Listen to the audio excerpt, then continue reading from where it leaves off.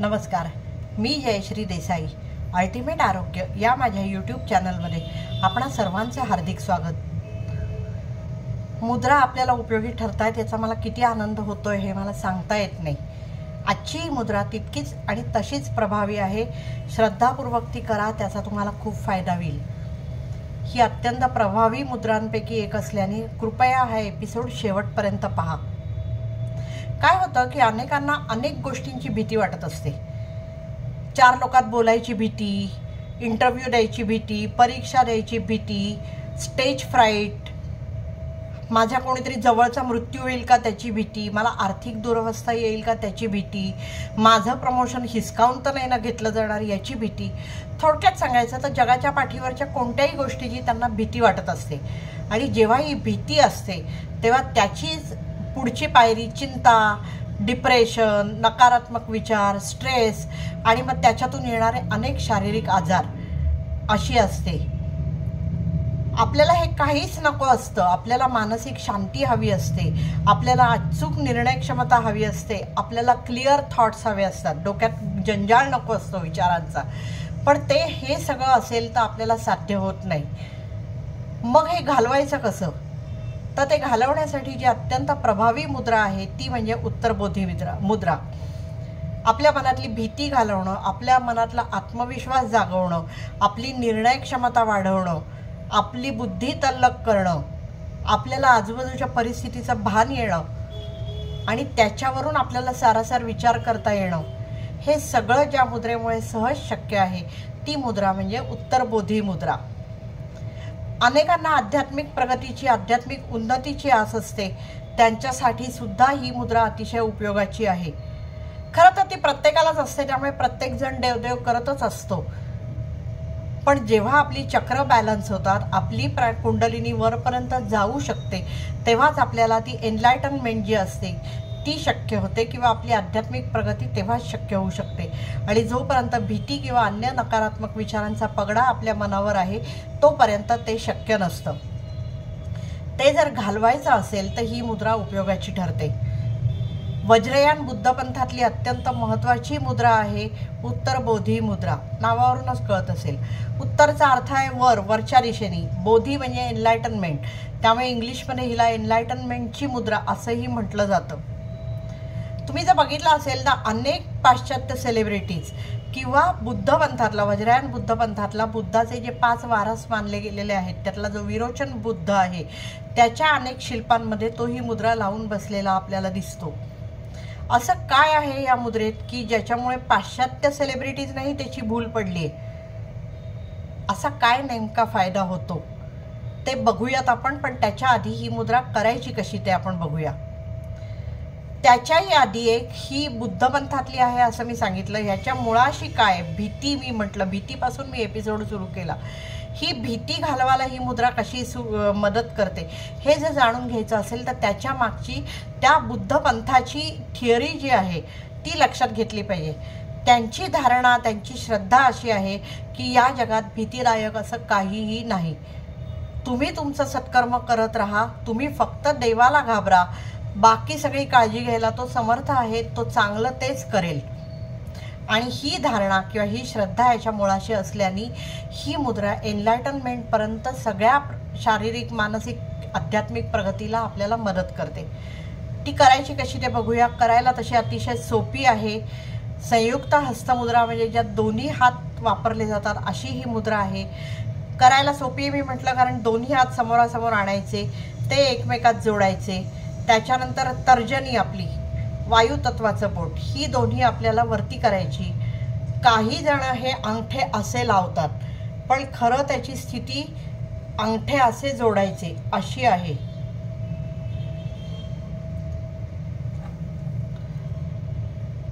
अशा तऱ्हेने ती मुद्रा लावली जाते. मात्र ती लावण्यासाठी आधी बसून करा. कुठच्याही आसनात जर बसू शकलात तर खूप छान. नसेल बसता येत तर कोणत्याही खुर्चीवर किंवा पलंगावर बसा. ही मुद्रा ज्यांना बसताही येत नाही त्यांनी झोपूनही केली तरी चालते. बसून केली तर अर्थात आपल्याला, म्हणजे मी दोन्ही प्रकारे करून बघितली, बसून केली तर जास्त छान वाटतं.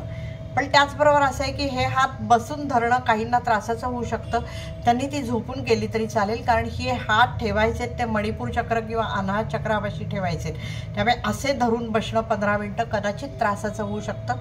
त्यांनी ती झोपून केली तरी चालेल, म्हणजे झोपून आपोआपच ती जमिनीला पॅरलल होतात हात. ज्यांना जसं सोयीचं असेल त्यांनी ती करा, झोपून केली तरी चालते. त्यामुळे बसावं, श्वास मंद ठेवावा, डोळे बंद ठेवावेत आणि मग जेव्हा श्वास मंद होईल, लक्ष एकाग्र व्हायला लागेल, त्यावेळेला हे हात समोरासमोर आणून ते एकमेकात गुंफावेत. ही बोटं सरळ एकमेकांना जोडावी, अंगठे एकमेकांना जोडावे आणि ही अशी मुद्रा अशा तऱ्हेने ही आपल्या मणिपूर चक्रापाशी ठेवायची. मी मणिपूर चक्राचा फोटो दाखवते. आपली बेंबीच्या 4 बोटं वर अशी ती असं तर मणिपूर चक्र येतं, तिथे ती ठेवायची आहे आणि नंतर हळूहळू ध्यान लावलेलं असतानाच ते हात वरती अनाहत चक्रापाशी आणायचे. काही जण ही मुद्रा थेट अनाहत चक्रापाशी हात ठेवूनच करतात, तर काही जण ती मणिपूर चक्रापाशी हात ठेवूनच करतात. मानलं असं जातं की जेव्हा आपण ध्यान लावून हे हात असे असे वर सरकवतो तेव्हा एनर्जी चक्र जे आहे ते कंप्लीट होतं आणि म्हणून असं करायचं. कशाही प्रकारे केलं तरी तुम्ही चालेल, सगळ्यात फार काही मोठा फरक पडतो इफेक्टमध्ये असं मला काही वाटलं नाही.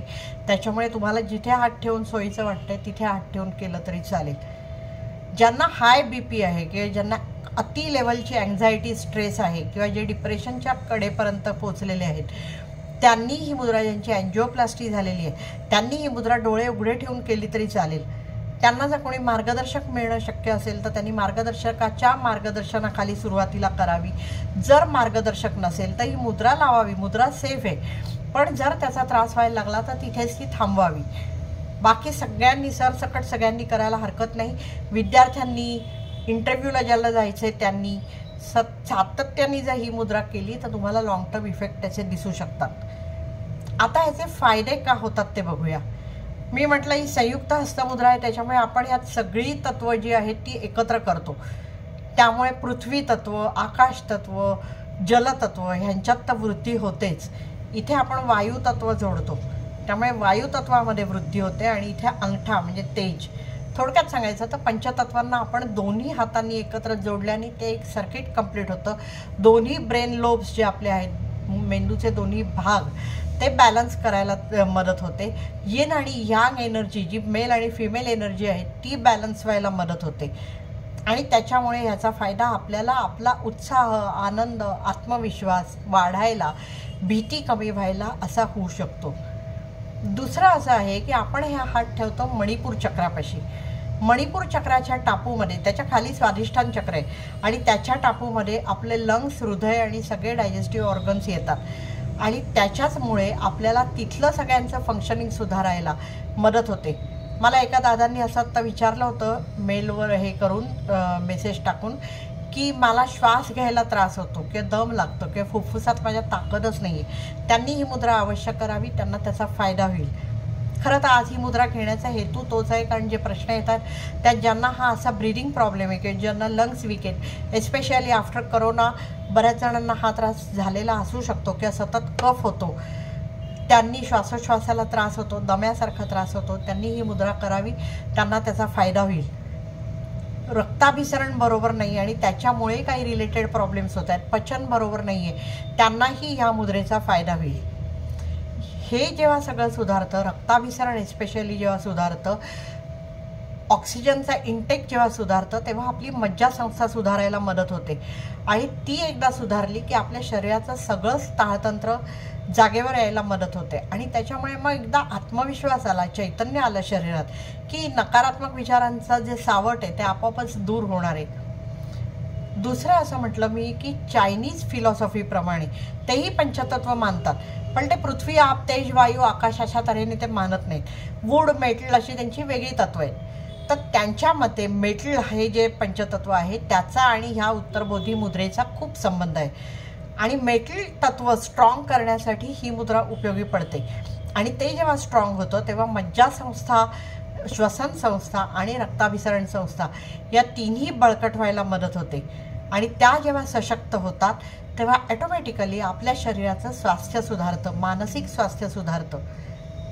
आणखीन एक गोष्ट अशी होते की आपण जेव्हा मणिपूर चक्रापासून सुरू करून ती अनाहत चक्रापाशी म्हणजे छातीच्या मध्यभागी जेव्हा ती आणतो हात आपण, तेव्हा त्याचा प्रभाव मग इथे विशुद्ध चक्र आहे त्याच्यावरही पडतो. म्हणजे विशुद्ध चक्र, अनाहत चक्र आणि मणिपूर चक्र अशी तिन्ही चक्र त्याच्या चपेटात येतात. आणि त्याच्यामुळे विशुद्ध चक्र हे आपल्या संवादाशी रिलेटेड आहे. त्यांना स्टेज फ्राईट आहे, बोलायलाच भीती वाटते, असा जो मी उल्लेख सुरुवातीला केला. विशुद्ध चक्र जेव्हा ॲक्टिवेट होतं तेव्हा हे त्रास जे असतात ते दूर होतात. आणि त्याच्यामुळे ही मुद्रा जी आहे ती, जेव्हा ते त्रास दूर होतात, मला भीतीच वाटत नाही आहे कशाची, बोलायची भीती वाटत नाही आहे, कशाचीच भीती वाटत नाही, निर्णय घ्यायची भीती वाटत नाही, तेव्हा माझ्यावर आत्मविश्वास येणार हे उघड आहे, माझी निर्णय क्षमता सुधारणार हे उघड आहे. त्यामुळेच असेल कदाचित की अनेक सेलिब्रिटीज, विशेषतः मीटिंग्सचे जर फोटो बघितलेत तर हे ज्या जागतिक लीडर्स आहेत, कलाकार आहेत, त्यांच्या मीटिंग्समध्ये ते असेच बसलेले दिसतात. म्हणूनच खरं या मुद्रेचा मी अभ्यास सुरू केला की असं त्यांना काय वाटतं, या मुद्रेने काय फायदा होतो. तर माझ्या मते ह्याच्यात म्हणजे माझ्या अनुभवावरून ह्याचा फायदा होतो. ज्यांना ज्यांना असे त्रास आहेत की ज्यांचा आत्मविश्वास कमी आहे, ज्यांना सगळ्याचीच भीती वाटते, ज्यांच्या मनात नकारात्मक विचारांची खूप गर्दी आहे, ज्यांच्या श्वसन यंत्रणा किंवा हृदय किंवा पचनसंस्था नीट काम करत नाही आहेत, त्यांनी सगळ्यांनी ही मुद्रा करून बघा. सातत्याने करा, श्रद्धापूर्वक करा, त्यांना फायदा होईल.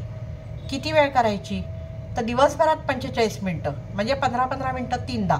पण ते नाही शक्य झालं तर निदान दिवसभरात 2दा 15-15 मिनटं ही मुद्रा करावी.